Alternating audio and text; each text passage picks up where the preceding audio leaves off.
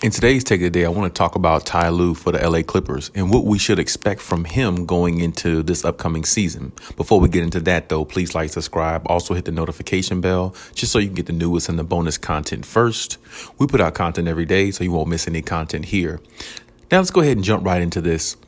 So Ty Lue, to be honest with you, I would say the best way to look at expectations for Ty Lue would be to expect the unexpected.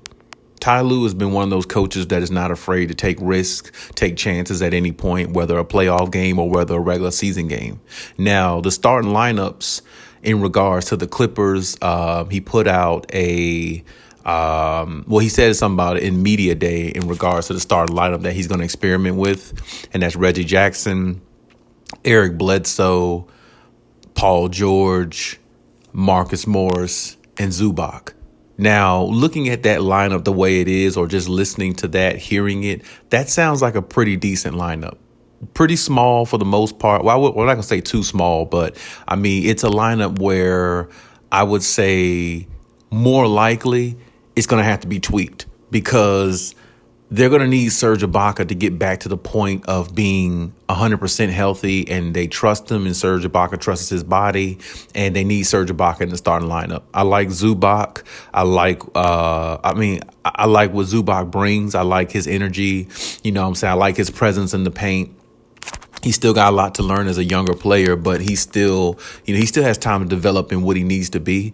And I hope he does that because I really like Zubac. But they're going to need Serge Ibaka to play heavy minutes and get right to the point where they can utilize him as a starter. Now, of course, I know Ty Lue is probably just going to, work him in a little bit, not put too much pressure on him and things like that, which is a good thing.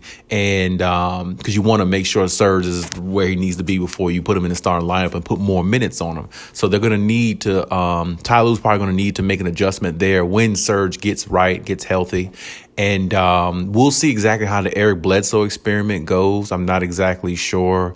If that doesn't work out, I would put Terrence Mann in that spot and let Eric Bledsoe play behind him if Eric Bledsoe doesn't work out. But for the most part, the other part of the lineup, I would, pretty much stick with that as well. Depending on how Marcus Morris plays, I'd say like the first, 30 to 50 games, you might have to put Nicholas Batum in the starting lineup. Now, I mean, like I said, I like Marcus Morris, but the inconsistency of him at times really, really irritates me. And I'm pretty sure it irritates a lot of other fans and or Clippers fans and just fans in general of the game who watches the game, repeatedly, because he's very, very talented, very, very good player. It's just that you don't see it enough to really give him the credit that he deserves or that he should get. And it's got to be something done about that. So, I'd say within the first 30 to 50 games, if Marcus Morris is not, or maybe even a little bit sooner, if Marcus Morris is not, playing up to the level that, they're paying him $64 million, then they need to go ahead and let him sit on the bench and let Nicholas Batum start, because I guarantee you if Nicholas Batum is starting, well, he's giving you defense, knockdown shooting, and he's, knocking down free throws and all those things. And he's doing those things consistently. It's no inconsistency with Nicholas Batum, at least what he's shown so far.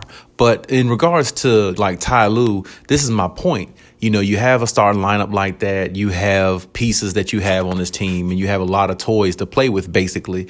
And to me, my expectation of Ty Lue is to find a way to get the lineup that you need and get the consistency and stick with it and help this team be at least fifth or sixth seed going into the playoffs. That's my expectation for Ty Lue. Do not have this team reeling where you're experiencing, like it's almost like last year. Like last year I saw different lineups a lot. Now I know Kawhi was injured some and all that stuff, but Ty Lue, one thing I noticed with Ty Lue, he loves to experiment with lineups a lot. He loves to make a lot of tweaks, and that's good to a degree in the playoffs, but when you're on the quest to win a championship, you got to have more validity. You got to have a lineup that this is who we're going with. this is the lineup all season unless injury happens or something like that. You know what I'm saying? You got to have more of, stability with that. You can't always explore from week to week and guy to guy like that. You know what I'm saying? I'm not saying that's not going to work, because it has worked for Ty Lue in the past and it's worked, with the Clippers last year. But I just think, at some point, I think Ty Lue is going to have to understand that, this is who my guys are in the starting lineup and there's no changing unless somebody gets injured. That's the only way, because you have to have everybody has to know their role to win a championship. To win a championship, it can't be, next week we're going to go ahead and put this guy in and try him out. So you could do that in the beginning of the season. Like I said, within the first 30 games of the season, something like that, kind of figure out, who plays better at this position, that position, especially when you get new acquisitions like, Eric Bledsoe and, any other like draft picks they've gotten. When you get new acquisitions, you can do those things. But I'd say after about 30 games in, or give or take, all-star break, you need to know what your lineup is. And that needs to be your lineup basically going into the playoffs. Because to me, when you have a lineup, that stability, you know who you're going with, you know who the guys are. This is our main core. These are the guys that's gonna make the biggest impact on games down the stretch in the regular season when it comes to an end. And these are the guys that's going to make an impact in the game going into the playoffs, because now we know exactly who does what the best and what they're really good at. And I feel like, one thing that hurt the Clippers last year a little bit was the exploring of lineups. Ty Lue went into the playoffs, kind of like exploring lineups and things like that, not really knowing, who his guys were. And I understand, because everybody wasn't healthy and things like that. But Ty Lue has done things like that before. And, it's almost cost them a lot of games and, things like that. So to me, I just want to see Ty Lue have the lineup that he feels comfortable with and go with that. And of course, the only change they really need to make is when Kawhi comes back. Of course, he steps into the starting lineup without a doubt.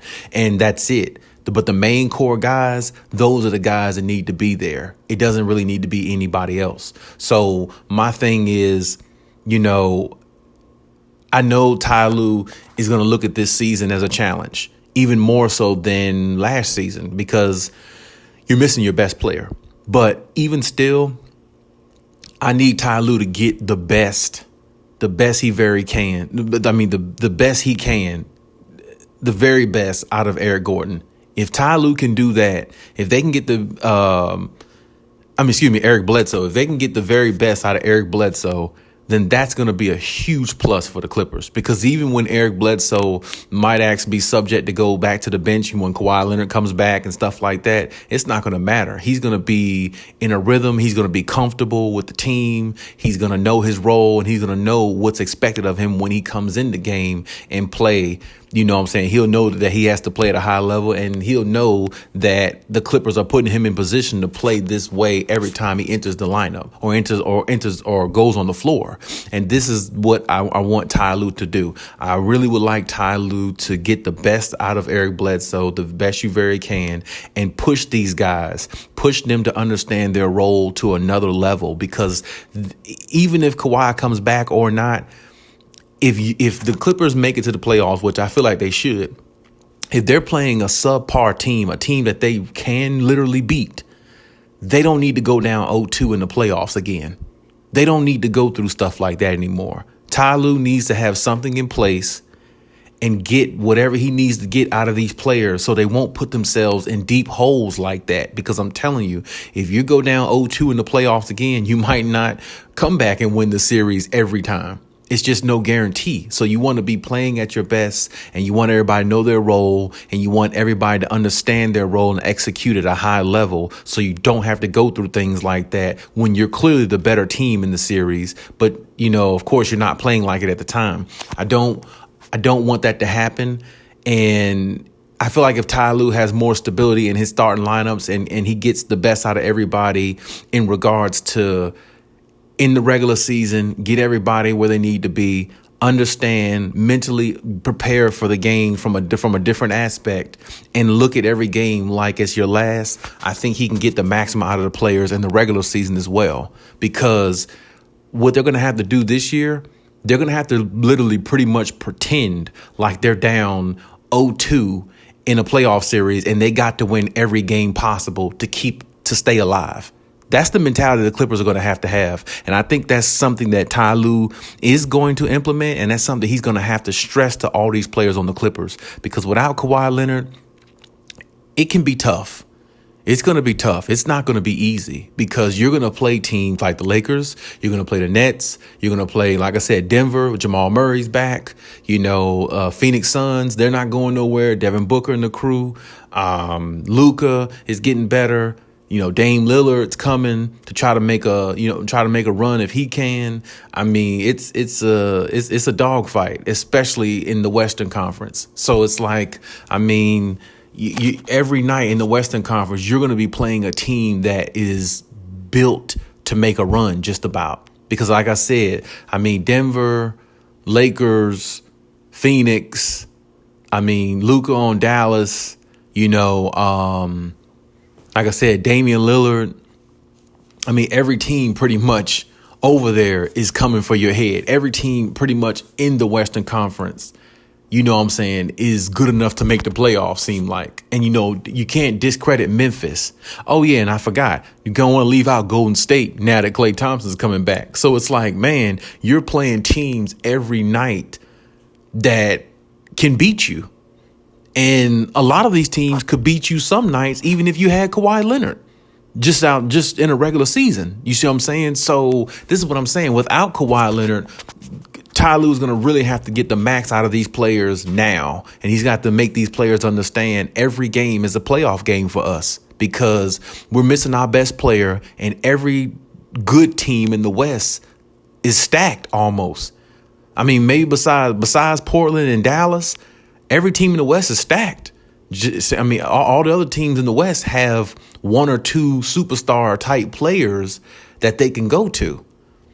Or should I say every good team in the West does. So it's like, when you're playing that type of competition, it's going to put a lot on Paul George. Paul George is going to get fatigued at some point during the season because he's carrying the load a lot and he's trying. But it's going to be hard to beat a Phoenix Suns team when they got all their players and Chris Paul is cooking and Devin Booker's on fire and DeAndre Ayton can't be stopped in the paint and Mikal Bridges and all of them are shooting. It's gonna be hard to beat Denver if Jamal Murray is playing the way he was before he got hurt, along with the Joker who can't nobody stop him. You add Michael Porter Jr. who's playing out of his mind, the last season, along with Aaron Gordon on there. So they're a stacked team. You see what I'm saying? So, and then, if you play the Warriors, well, hell, Clay, Steph, Draymond, you already know. It's no need to even talk about that. Lakers are stacked. You see what I'm talking about? It's so much competition in the West, seem like, the Clippers are going to have to pretend every game is a playoff game. And that's the mentality Ty Lue is going to have to implement with this team. Because the one thing Ty Lue doesn't want to do, he doesn't want to get this team in the playoff tournament where they possibly, get knocked off. I mean, hell, look at Memphis. Who would have thought Memphis would have knocked off the Golden State Warriors last year in the play-in tournament? I mean, who would have thought that? You see what I'm saying? But it is what it is. And this is what I'm saying. When you find yourself in one of them situations, anything can happen. So my expectation of Ty Lue is to get the best out of this team from the start to the finish. Because if you try to explore too many lineups and try to pick and choose which guy you want from week to week and don't really have that stability in the lineup and everybody knows their role, I promise you it can end in a very, very bad result, especially if Kawhi Leonard doesn't come back or doesn't come back in time to, help the Clippers make a run. You see what I'm saying? Because the unknown is what your best player. But what you do know is the players that's on the floor and the ones that are available now. So you're going to have to try to get everybody to play at a level that they were playing at in the playoffs when they were down 0-2 in every series. Only thing is, Ty Lue's going to have to get them to play that way all season long, because you're playing against teams with firepower. And I mean, to be quite honest, even if you look in the Eastern Conference, I mean, every team is not stacked in the Eastern Conference or, whatever, but every team has a legitimate superstar that can literally kill the Clippers or that can kill them in every facet on offense. I mean, because think about it. if the Clippers play the Atlanta Hawks, in a regular season game, that's a game they possibly could lose because Trae Young can go for 50. He easily can go for 50. And, with the other pieces that they have on the team, John Collins, players like that, he can drop 20, so I'm saying it's other teams, even in the East, you're going to have to deal with. You play the Boston Celtics, Jason Tatum can drop 60. You see what I'm saying? Like if you play the 76ers, Joel Embiid is unstoppable. Of course, you play the Nets, it's going to be hard to beat them. Then Giannis and the Bucks. And this is what I'm saying. Every game, the Clippers are going to have to play like it's a playoff game. And that's just what Ty Lue is going to have to implement to this team. It's really no other way to look at it. It's really no other way to play this season. And they're going to have to get everything they can. A lot of people are saying they got to get the max out of Paul George and all that. No, they have to get the max out of every player on the floor all season long, because a lot of people are looking at this team, a 40-win team at best, 42 wins. 42 wins might not get you in the playoffs in the Western Conference. It possibly could. I mean, I think it can, but at the same time, I'm not sure. That's cutting it real close, and that's living life on the edge. So, and like I said, the Clippers don't want to find themselves in a play-in tournament because anything can happen in a situation like that. So, I mean, my expectation of Ty Lue, like I said, get the troops right. Get more stability in the starting lineup, understand who is where, and understand that every game is crucial, and make sure the players understand that it's now or never. You know what I'm saying? This is the season for them to prove to a lot of people that they are still a good team, even though they don't have Kawhi Leonard. Now, they did some good things in the playoffs, right? But, I mean, that could have been off momentum. That could have been off of just, a lot of things. But in the regular season, is 82 games. There's no such thing as a 7-game series right now. So right now, you're going from city to city, town to town, playing different teams, and you got to rack up some wins, because I promise you, playing tournament is not where they want to be. And I think Ty Lue is definitely thinking better than that, and as he should. But he got to pull the right strings on these players now. Got to get that consistency out of Marcus Morris. Got to get that consistency out of Paul George. Playoff P, whatever you want to call yourself. You got to. You got to get consistency out of Eric Bledsoe. You got to get these players on the right track. You know what I'm saying? Because all season's going to be a grind. But, I mean, I can't wait to see what happens in the season, and I can't wait to see, how Ty Lue, puts put the pieces in the puzzle together and get this team to the playoffs, and hopefully get Kawhi Leonard back in the process. But, hey, that's my take on everything. Leave any comments in the comment section, as always.